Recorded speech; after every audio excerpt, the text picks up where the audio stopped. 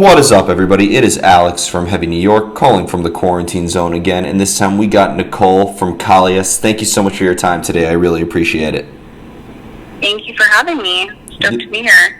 It's so awesome to have you here. You just released the fourth phase EP back in October. Do you just want to talk about like how the making of this EP was in terms of like the thought process behind it and the songwriting and mixing and all that fun stuff? Yeah, so the band actually started with me looking for a drummer to jam with in the New York area, and a friend of mine had referred JP. And when I checked out JP, I saw that he was jamming with another 8-string player, and I had been looking for another 8-string player to jam with for so long, because I had another instrumental band before, and it was always just me on guitar. So the thought of like starting a new prog metal band that was instrumental came about when I met Zachy and JP, and Zachy had like a couple songs. He had like a bunch of material actually that he was trying to release, and he didn't have any players either. So we kind of put our heads together and like checked out each other's songs, and it was very similar style. So we kind of figured like this is a really good match. And once we got in the same room, like I pulled one of my old bass players that I had been playing with for like 7 years.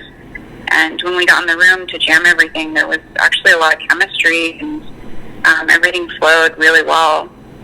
So yeah, that's how we started writing together.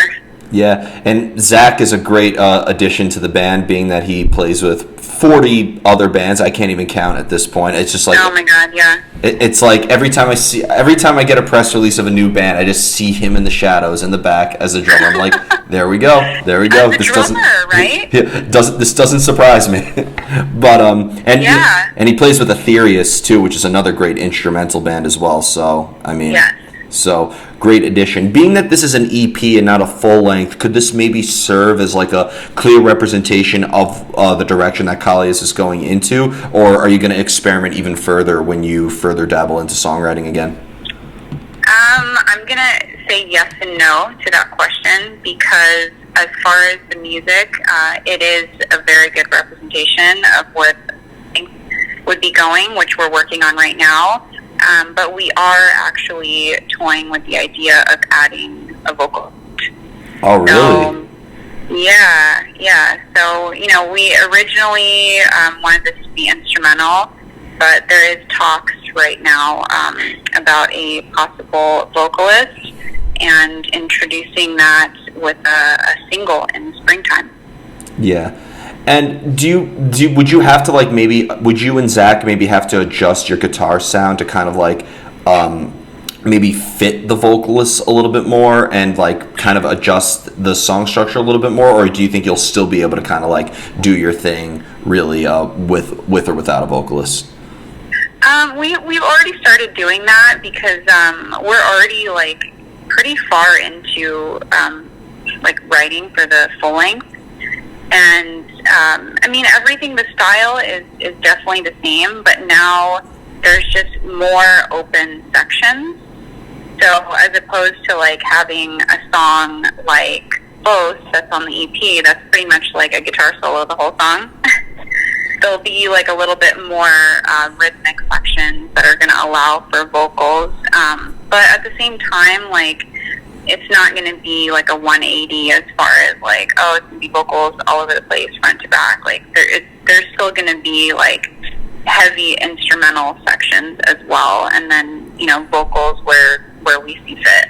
Yeah. Well, what I like about your guitar tone is that, and I've said this with a lot of guitar players, that like I feel like a guitar player and a vocalist kind of have a similar thing going for them, because I feel like both with melodically, especially within your guitar solos and your riffs, that like I feel like they convey a lot of emotion and convey a lot of imagery, like what vocals and lyrics do. So like it's fair to say that with your guitar playing, it is almost kind of like a representation of an emotion, right? Right.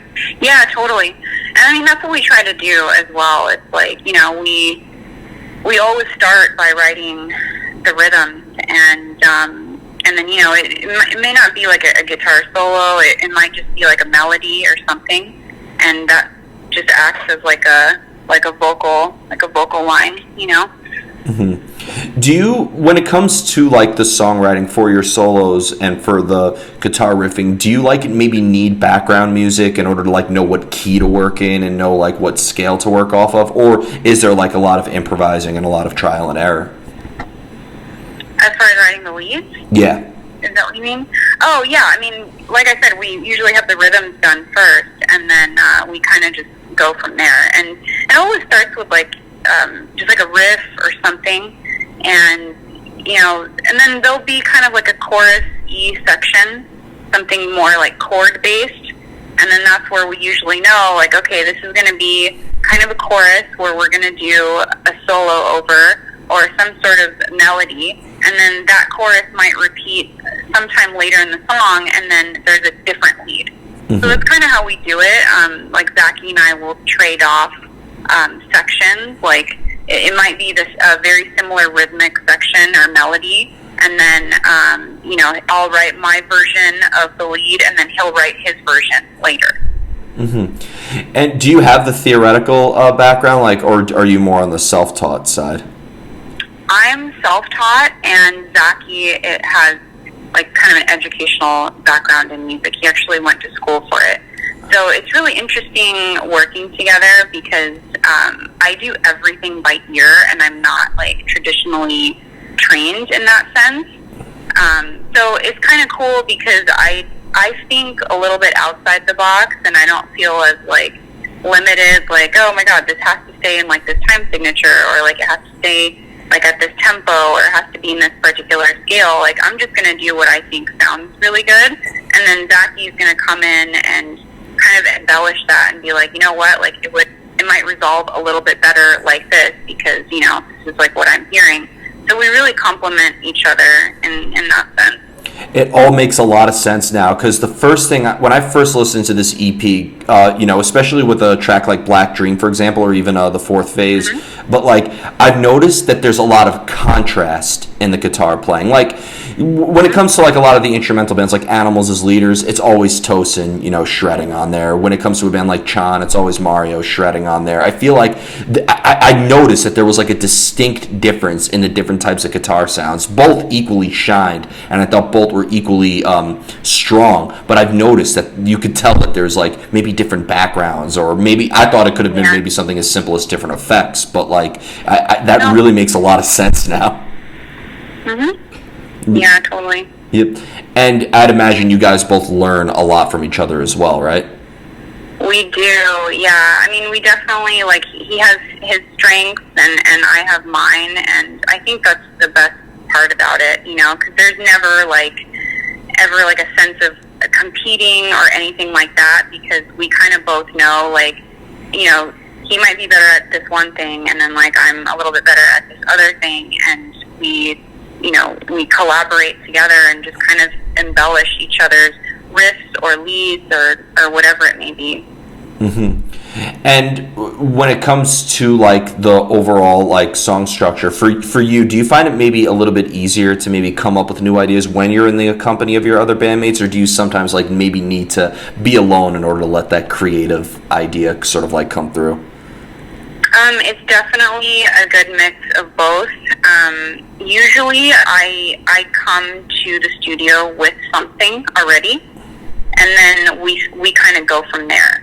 So I do like to write alone sometimes, just to, like, you know, just be an empty room, nobody be in there, and I'm just kind of like in my headphones or something, just working out like a riff. Because a lot of the time with like these technical riffs, it's kind of hard, like, to come up with something on the spot, or it just may take a little bit longer.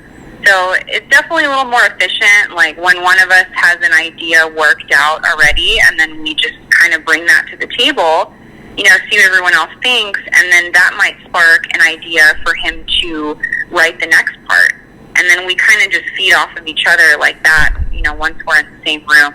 And it's like that with drums as well. You know, sometimes like I'll send like a riff to JP, and then he'll send me like a drum video or something next, and then I'll actually write a riff to those drums. Like, it'll inspire me to kind of write differently, as opposed to just like being in my headphones like with a click, you know? Yeah, I've always said that isolation is a great fuel for creativity, and I know a lot of like technical guitar players are like hermits sometimes, so like they may need to they almost have to be alone, and then the ideas come full circle when everybody's together. Yeah. Yep. Now, being with 8-string guitar work, is there sort of like an advantage to having the 2 extra strings? I'd imagine, I'm not a guitar player, so I could be wrong, but is the extra string, one is a low B, like a 7-string, and what's the additional string after that? The additional string traditionally would be an F sharp, but we tune to a drop E.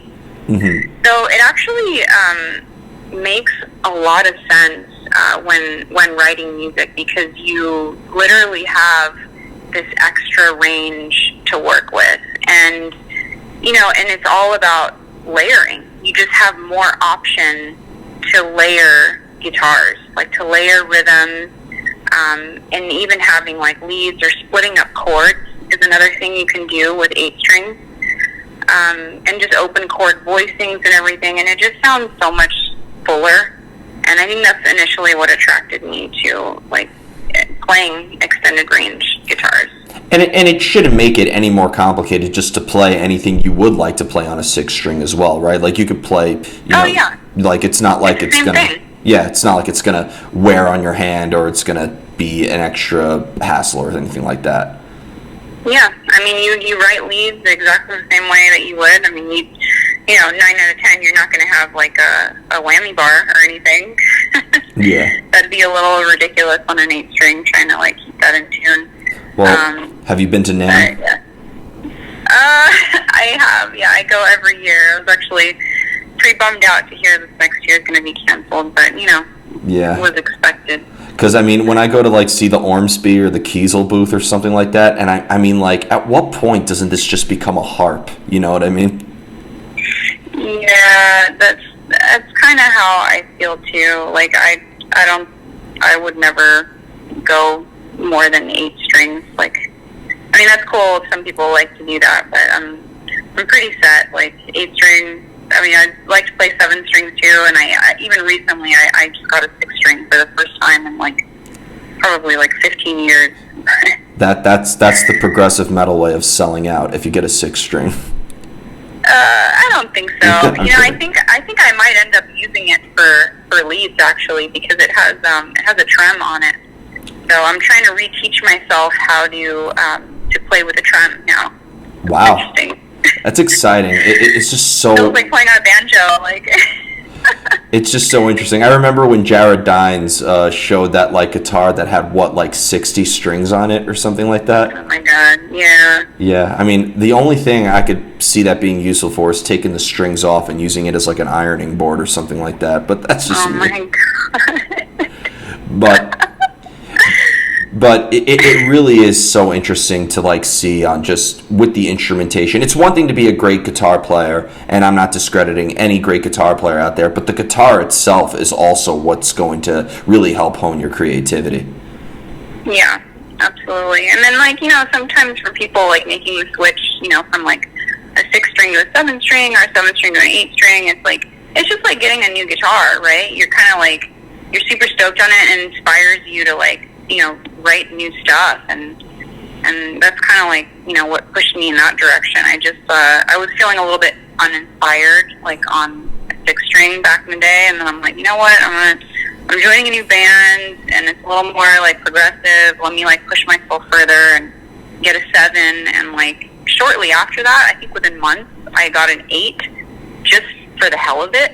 I didn't even think I was going to use it, but I ended up writing with it and then getting hooked. Yeah. And that was it.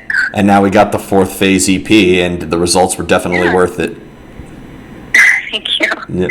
Now, one thing that I was really intrigued by your band is also kind of like, I remember getting the press release for Kallias and like seeing like the photo shoot and the imagery that you guys portray, which I find very, very unique. Is there like a specific like... kind of like a silly question, but like, is there maybe like a specific character that you're portraying in the music, or maybe like a specific image like behind, or a message behind the image as well? So The photos that we actually took were taken on the day of our music video shoot for Black Dream. And we didn't really plan on even taking photos that day. That kind of just happened. And after seeing them, we're kind of like, you know what, this might be the look, you know, because like the whole thing we were going for with the music video was kind of like, we left it open for interpretation to the viewer and the listener, but it's sort of like alien abduction or like night terrors. So that's kind of what we were going for that. So I know it may, like, I don't know, some people might think, oh, it looks kind of like black metal or something like that, but it's so just messy and like kind of gross looking that, like, yeah, it's just kind of like open for interpretation, because it's, you know, if you see the music video, it's like we're in this dark room with all these like hands like reaching out and all this in this like kind of black slimy paint, and it looks like really gross and weird and like kind of uncomfortable and scary, and yeah, you know, like the music is very dark as it is, so we thought that would be kind of a good image to go for, and I'm glad we ended up snapping those photos that day, because we had no plans to do that. Yeah, I love just hearing about your songwriting process and just the overall story of Kallias, because, you know, you stumbled upon an 8-string guitar by accident. The awesome photo shoot was an accident. It just seems like it's a realm of just happy accidents. This is really awesome to hear. Yeah, totally. Yep.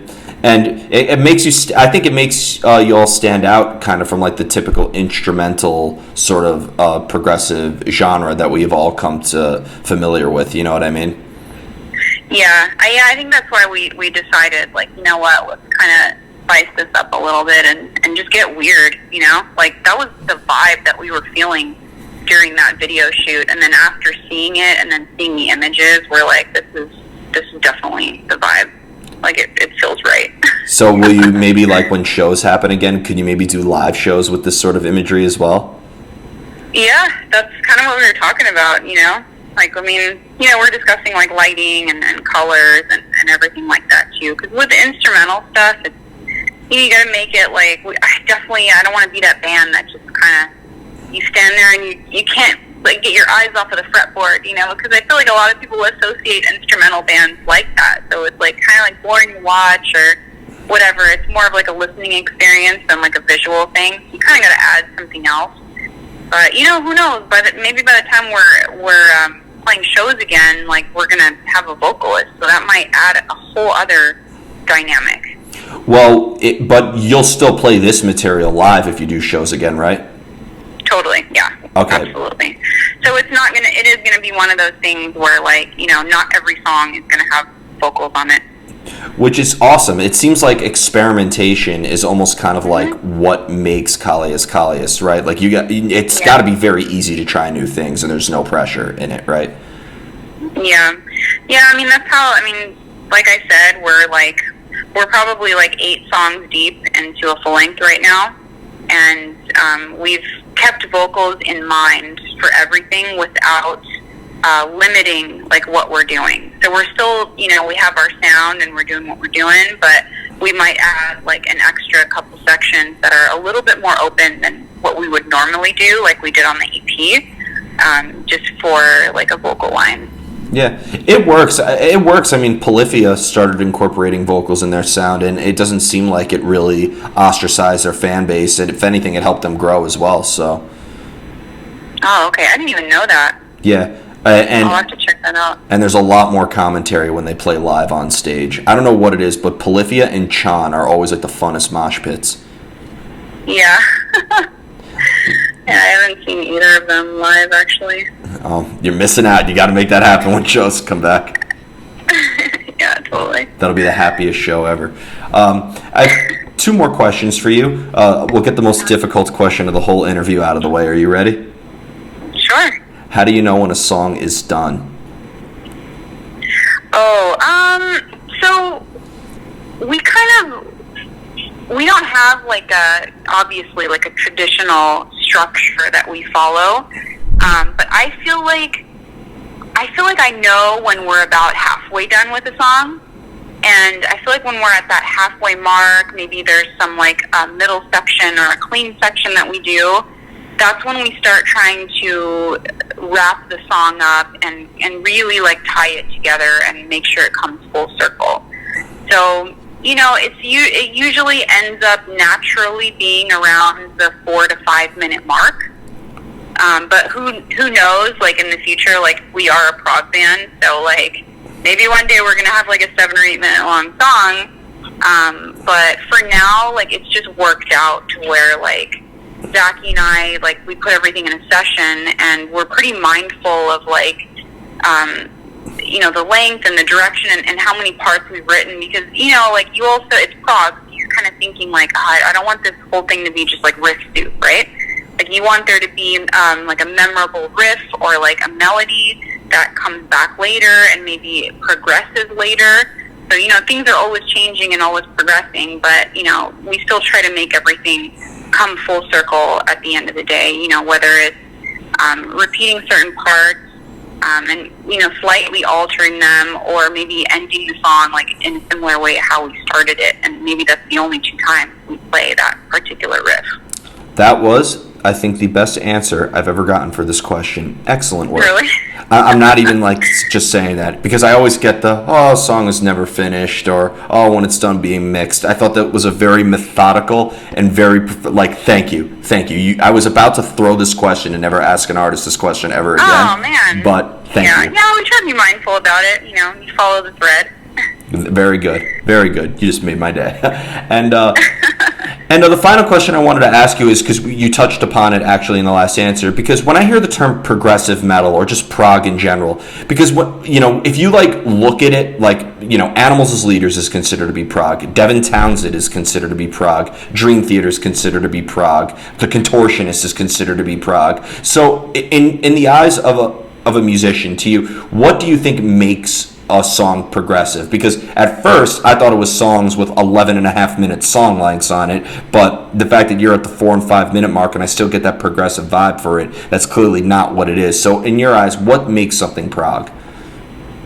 I definitely don't think it's even technicality or length of songs that makes music progressive, right? I mean, if you just strip it down to the word itself, it means something is progressing. So it could mean that the song is progressing, as in the parts, may come back differently, like I was saying before, or it could mean that the second album that the band puts out is a little bit more technical, or they change their style. So it kind of leaves it open to what the artist wants to do, and it's usually not something very traditional. So it's something you might not expect, right? And I think that's the whole point of it, is to kind of keep people on their toes and, maybe not resolve something the way that the common ear would think that it should resolve. Mm-hmm. You might kind of take it somewhere else, and, that makes the listener think like, I wasn't really expecting that, but that's pretty cool. Yeah, I've always thought that the direction that progressive music, like when you look at progressive music and classical music, because, you're right, progressive music doesn't have like a traditional verse, chorus, guitar solo, one last chorus. It thrives on experimenting with its structure. I feel like progressive music actually goes back to the roots of classical music and demonstrating evolution and, pun intended, progression. So that was a very good way of putting it. So before we go, I would like to thank you so much for your time today. Is there just anything else that you would like to promote for Kallias in terms of like maybe live stream performances or anything else that you would like to plug? Yeah, I mean, everyone can get the music on whatever digital outlet or streaming service they use. We do have merch for sale, and that's on KalliasOfficial.com. We have a bunch of playthroughs that are we have a couple out right now through Jackson and through Gear Gods that Zachy and I did. And we're going to have more coming out. And actually next week on Wednesday, I will be doing a live stream of the Kallias set. So I'll be playing just the EP, maybe a new song that no one's heard yet. Not sure yet. And I'm going to have a special guest on that live stream as well. It's Greg Burgess, of a Legion and nuclear power trio. That so guy, it should be fun. that guy is a genius. He's Great. insane, yeah. Oh my god, and always such a fun interview too. Yeah, yeah. Great classical player too. I mean, pretty cool. And another 8-string player. So. Yep. 8-string player, and he said one of my favorite quote for writing solos too. When I asked him about him and Mike, he goes, "Mike writes his shit, I write mine, and it's rare that the two shall intertwine." Like out of Lord of the Rings. So That's awesome. yeah. But thank you so much, Nicole. Everybody, we are here with Nicole of Kallias. Be sure to check out the Fourth Phase EP. This is Alex from Heavy New York. We will see you next time.